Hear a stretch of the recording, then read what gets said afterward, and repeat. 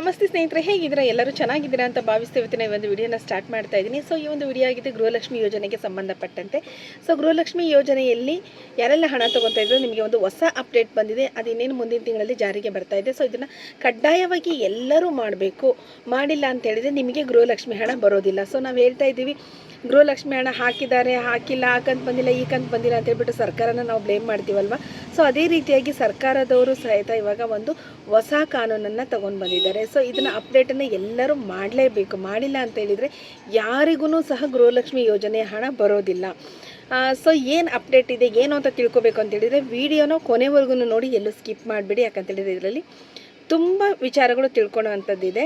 So ಹಾಗಾಗಿ ವಿಡಿಯೋನ ಕೊನೆವರೆಗೂ ನೋಡಿ. ಅದೇ ರೀತಿಯಾಗಿ ಯಾರೆಲ್ಲ ನನ್ನ ಚಾನಲ್ ಇನ್ನೂ ಸಬ್ಸ್ಕ್ರೈಬ್ ಮಾಡಿಲ್ಲ, ಸೊ ಪ್ಲೀಸ್ ಸಬ್ಸ್ಕ್ರೈಬ್ ಮಾಡಿ, ಸಪೋರ್ಟ್ ಮಾಡಿ ಅಂತ ಹೇಳ್ತೀನಿ ಸ್ನೇಹಿತರೆ. ಸೊ ಗೃಹಲಕ್ಷ್ಮಿ ಯೋಜನೆ ಬಂದುಬಿಟ್ಟು ನಮಗೆ ಅನುಷ್ಠಾನಕ್ಕೆ ಬಂದು ಹತ್ತತ್ರ 2.5 ವರ್ಷ ಆಗ್ತಾ ಬಂದಿದೆ. ಸೊ ಇವಾಗ ಗೃಹಲಕ್ಷ್ಮಿ ಯೋಜನೆಯಲ್ಲಿ ಏನಂತ ಹೇಳಿದರೆ, ಇಲ್ಲಿವರೆಗೂ 1,24,00,000ಕ್ಕಿಂತ ಅಧಿಕ ಮಹಿಳೆಯರು ಗೃಹಲಕ್ಷ್ಮಿ ಯೋಜನೆಯ ಹಣವನ್ನು ತಗೊತಾ ಇದ್ದಾರೆ. ಸೊ ನಮಗೆ ಏನಂತ ಹೇಳಿದರೆ, ನಾವು ಒಬ್ಬರಾಗಿ ನಮ್ಮ ಕರ್ನಾಟಕ ರಾಜ್ಯದಲ್ಲಿ ಗೃಹಲಕ್ಷ್ಮಿ ಯೋಜನೆಯ ಫಲಾನುಭವಿಗಳು ಎಷ್ಟಿದ್ದಾರೆ ಅಂತ ನೋಡೋದಾದರೆ 1,24,12,00,000ಕ್ಕಿಂತ ಅಧಿಕ ಮಹಿಳೆಯರು ಗೃಹಲಕ್ಷ್ಮಿ ಯೋಜನೆಯ ಫಲಾನುಭವಿಗಳು ಇದ್ದಾರೆ. ಸೊ ಇದರಲ್ಲಿ ಒಟ್ಟಾರೆಯಾಗಿ 57 ಕೋಟಿಗಿಂತ ಅಧಿಕ ಹಣ ಇಲ್ಲಿಯವರೆಗೂ ರಾಜ್ಯ ಸರ್ಕಾರ ಗೃಹಲಕ್ಷ್ಮಿಯರಿಗೆ ಕೊಟ್ಟಿದೆ. ಸೊ ಈ ಒಂದು ಯೋಜನೆ ತುಂಬ ಅದ್ಭುತವಾದ ಯೋಜನೆ ಅಂತಲೇ ಹೇಳ್ಬೋದು. ಯಾಕಂತ ಹೇಳಿದ್ರೆ ಮಹಿಳಾ ಸಬಲೀಕರಣಕ್ಕೆ ಒತ್ತನ್ನು ಕೊಟ್ಟು ಈ ಒಂದು ಯೋಜನೆಯನ್ನು ಅನುಷ್ಠಾನಕ್ಕೆ ತೊಗೊಂಡು ಬಂದಿದ್ದಾರೆ. ಮಹಿಳಾ ಸಬಲೀಕರಣ ಅಂದರೆ ಏನು ಅಂತ ನೋಡೋದಾದರೆ, ಸೊ ಮಹಿಳೆಯರನ್ನು ಆರ್ಥಿಕವಾಗಿ ಸ್ವಾವಲಂಬಿಗಳನ್ನಾಗಿ ಮಾಡಬೇಕು. ಸೊ ಅವರಿಗೆ ಸರ್ಕಾರದಿಂದ ಒಂದಷ್ಟು ಪ್ರೋತ್ಸಾಹಧನ ಸಿಗಬೇಕು. ಅದನ್ನು ಆ ಒಂದು ಮಹಿಳೆಯರು ತಮ್ಮ ಒಂದು ಏನಂತೇಳಿ ಒಂದು ಸ್ವಂತ ದುಡಿಮೆಗಾಗಿರ್ಬೋದು ಅಥವಾ ಮನೆ ಖರ್ಚಿಗಾಗಿರ್ಬೋದು, ಈ ಥರದ ಒಂದು ಸಣ್ಣ ಒಂದು ಸರ್ಕಾರದ ಕಡೆಯಿಂದ ಒಂದು ಸಹಾಯಧನ, ಪ್ರೋತ್ಸಾಹಧನದ ರೀತಿ ಸಿಗಬೇಕು ಅಂತ ಹೇಳಿಬಿಟ್ಟು APL ಮತ್ತು BPL ಕಾರ್ಡ್ ಇರುವಂಥ ಇಬ್ಬರಿಗೂ ಸಹ ಈ ಒಂದು ಯೋಜನೆಯನ್ನು ಕೊಟ್ಟಿದ್ದಾರೆ. ಸೊ ಈ ಯೋಜನೆ ಏನಾಗಿದೆ ಅಂತ ಹೇಳಿದರೆ, ಉಳ್ಳವರಿಗೂ ಮತ್ತು ಪರಿಸ್ಥಿತಿ ಚೆನ್ನಾಗಿರೋರಿಗೆ, ಇಲ್ಲಿ ಆರ್ಥಿಕವಾಗಿ ಹಿಂದುಳಿದವ್ರಿಗೂ ಹಣ ಸಿಗ್ತಾ ಇದೆ ಮತ್ತು ಪರಿಸ್ಥಿತಿ ಚೆನ್ನಾಗಿರೋರ್ಗೂ ಹಣ ಸಿಗ್ತಾ ಇದೆ. ಅದು ಒಂದು APL ಮತ್ತು BPL ಅಂತ ಹೇಳಿರೋದ್ರಿಂದ ಸೊ ಜಾಸ್ತಿ ಏನಂತ ಹೇಳಿದರೆ BPL ಅವ್ರಿಗೆ ಸಿಕ್ಕರೆ ತುಂಬ ಚೆನ್ನಾಗಿತ್ತು, ಬಟ್ ಸಿಗ್ತಾ ಇದೆ ಎಲ್ಲರಿಗೂ. ಸೊ ಇದರಲ್ಲಿ ಬಂದು ಇವಾಗ ಏನು ಹೊಸ ಅಪ್ಡೇಟ್ ಬಂದಿದೆ ಅಂತ ಹೇಳಿದ್ನಲ್ವ, ಸೊ ಅದನ್ನು ಇವಾಗ ಮುಂದೆ ಹೇಳ್ತಾ ಹೋಗ್ತೀನಿ, ಗಮನ ಕೊಟ್ಟು ಕೇಳಿಸ್ಕೊಳ್ಳಿ. ಸೊ ನಾನು ಹೇಳಿದೆ, ನಮಗೆ 2,000 ರೂಪಾಯಿ ಸರ್ಕಾರ ಹಣ ಕೊಡ್ತಾ ಇಲ್ಲ ಅಂತ ನಾವು ಹೇಳ್ತೀವಿ. ಬಟ್ 2,000 ನಮಗೆ ಒಬ್ಬರಿಗೆ 2,000, ಬಟ್ ಇಲ್ಲಿಯವರೆಗೆ ಕೊಟ್ಟಿರೋದು ಸರ್ಕಾರ 57 ಕೋಟಿಗಿಂತ ಅಧಿಕ ಹಣವನ್ನು ಗೃಹಲಕ್ಷ್ಮಿ ಯೋಜನೆಗೆ ಖರ್ಚು ಮಾಡಿದೆ. ಅಂದರೆ ಇದನ್ನು ಒಂದು ನಮಗೆ ಏನಂತ ಹೇಳಿದರೆ, ಬಜೆಟಲ್ಲೂ ಸಹ ಗೃಹಲಕ್ಷ್ಮಿ ಯೋಜನೆಗೆ ಹಣವನ್ನು ತೆಗೆದಿಟ್ಟಿದೆ ಸರ್ಕಾರ. ಸೊ ಇದು ತುಂಬ ಒಂದು, ನಾನು ಪ್ರತಿ ಸಲ ಎಲ್ಲ ವಿಡಿಯೋದಲ್ಲಿ ಹೇಳ್ತಾ ಇರ್ತೀನಿ, ಕಾಂಗ್ರೆಸ್ ಸರ್ಕಾರದ ಒಂದು ಕನಸಿನ ಯೋಜನೆ ಗೃಹಲಕ್ಷ್ಮಿ ಯೋಜನೆ ಅಂತ ಹೇಳ್ಬಿಟ್ಟು ನಾನು ಪ್ರತಿ ವಿಡಿಯೋದಲ್ಲೂ ನಾನು ನಿಮಗೆ ಹೇಳ್ತಾ ಇರ್ತೀನಿ. ಸೊ ಹಾಗಾಗಿ ಈ ಯೋಜನೆ ಅವರು ಪ್ರತಿ ತಿಂಗಳು ಹಣ ಕೊಡ್ತಾರೋ, 2 ತಿಂಗಳಿಗೆ ಒಂದು ಸಲ ಕೊಡ್ತಾರೋ ಅದು ಬೇರೆ ವಿಚಾರ. ಒಟ್ಟಾರೆಯಾಗಿ ಹಣ ಕೊಡೋದನ್ನು ಮಾತ್ರ ಅವರು ಸ್ಟಾಪ್ ಮಾಡಿಲ್ಲ, ಕೊಡ್ತಾ ಇದ್ದಾರೆ, ಹಣವನ್ನು ಕೊಡ್ತಾ ಇದ್ದಾರೆ. 2 ತಿಂಗಳಿಗೆ 3 ತಿಂಗಳಿಗೆ ಯಾವುದೇ ರೀತಿ ಏನೇ ಆದ್ರೂ ಕೊಡ್ತಾ ಇದ್ದಾರೆ. ಸೊ ಇಷ್ಟು ಒಂದು ದೊಡ್ಡ ಮೊತ್ತದ ಹಣವನ್ನು ಜೋಡಿಸೋದು ಸಹ ಸರ್ಕಾರಕ್ಕೆ ಕಷ್ಟ ಆಗುತ್ತೆ. ಸೊ ಹಾಗಾಗಿ ಅವರ ಅನುಷ್ಠಾನಕ್ಕೆ ತಂದ ಯೋಜನೆಯನ್ನು ಅವರು ಜಾರಿಗೆ ತಂದಿದ್ದಾರೆ, ಅದನ್ನು ನಡೆಸ್ಕೊಂಡು ಹೋಗ್ತಾ ಇದ್ದಾರೆ. ಸೊ ಇಲ್ಲಿ ಏನಾಗಿದೆ ಅಂತ ಹೇಳಿದರೆ, ಈ ಒಂದು BPL ಕಾರ್ಡ್ ಯಾರ ಹೆಸರಲ್ಲಿರುತ್ತೆ, ಮನೆಯ ಯಜಮಾನಿ ಹೆಸರಲ್ಲಿರುತ್ತೆ.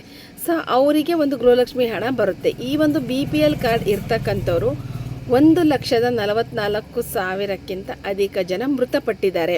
ಸೊ ಅವರು ಡೆತ್ ಆಗಿದ್ದಾರೆ. ಸೊ ಡೆತ್ ಆಗಿರೋರ್ಗೂ ಇಲ್ಲಿ ಏನಾಗ್ತಾ ಇದೆ, ಗೃಹಲಕ್ಷ್ಮಿ ಯೋಜನೆಯ ಹಣ ಹೋಗ್ತಾ ಇದೆ. ಕಳೆದ ಒಂದು 6 ತಿಂಗಳಿಂದ ಗೃಹಲಕ್ಷ್ಮಿ ಯೋಜನೆಯ ಹಣ ಬಂದು ಹೋಗ್ತಾ ಇದೆ.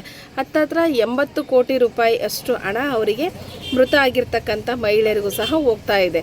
ಸೊ ಹಾಗಾಗಿ ಯಾರೋ ಒಬ್ಬರು ಮೃತ ಆಗಿರ್ತಕ್ಕಂಥ ಕುಟುಂಬದ ಮಹಿಳೆಯರಿಗೆ, ಅಂದರೆ ಅವರು ಮೃತ ಆಗಿದ್ದಾರೆ, ಆಲ್ರೆಡಿ ಡೆತ್ ಆಗಿದ್ದಾರೆ. ಸೊ ಅಂಥವ್ರ ಅಕೌಂಟಿಗೂ ಸಹ ಗೃಹಲಕ್ಷ್ಮಿ ಯೋಜನೆಯ ಹಣ ಹೋಗ್ತಾ ಇದೆ.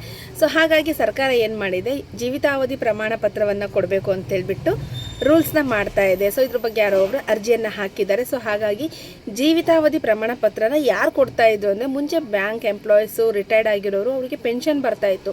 ಸೊ ಅವರು ಬದುಕಿದಾರ ಇಲ್ವಾ ಅಂತ ಹೇಳೋದಕ್ಕೆ ಜೀವಿತಾವಧಿ ಪ್ರಮಾಣ ಪತ್ರವನ್ನು ಕೊಡ್ತಾ ಇದ್ರು. ಅದನ್ನು ಈಗ ಗೃಹಲಕ್ಷ್ಮಿ ಯೋಜನೆಗೆ ಎಲ್ಲ ಮಹಿಳೆಯರು, ಯಾರೆಲ್ಲ ಗೃಹಲಕ್ಷ್ಮಿ ಯೋಜನೆಯ ಹಣವನ್ನು ತೊಗೊತಾ ಇದ್ದಾರಲ್ವ, ಸೊ ಅಂಥ ಮಹಿಳೆಯರು ಜೀವಿತಾವಧಿ ಪ್ರಮಾಣ ಪತ್ರವನ್ನು ಕೊಡಬೇಕು ಅಂತಕ್ಕಂಥ ಒಂದು ಮಾತುಕತೆಯನ್ನು ಮಾಡ್ತಾ ಇದ್ದಾರೆ. ಸೊ ಇದು ಶೀಘ್ರದಲ್ಲೇ, ಮೇ ಬಿ ಮುಂದಿನ ತಿಂಗಳಿರ್ಬೋದು, ಅದರ ಮುಂದಿನ ತಿಂಗಳಿರ್ಬೋದು ಅನುಷ್ಠಾನಕ್ಕೆ ಬರುತ್ತೆ. ಸೊ ಯಾವೆಲ್ಲ ಮಹಿಳೆಯರು ಹಣವನ್ನು ತೊಗೊತಾ ಇದ್ರು ಅವರು ಈ ಒಂದು ಪ್ರಮಾಣ ಪತ್ರವನ್ನು ಕೊಡೋದು ಕಡ್ಡಾಯವಾಗಿದೆ. ಸೊ ಇದ್ರ ಬಗ್ಗೆ ಸರ್ಕಾರ ಚಿಂತನೆಯನ್ನು ಮಾಡ್ತಾ ಇದೆ.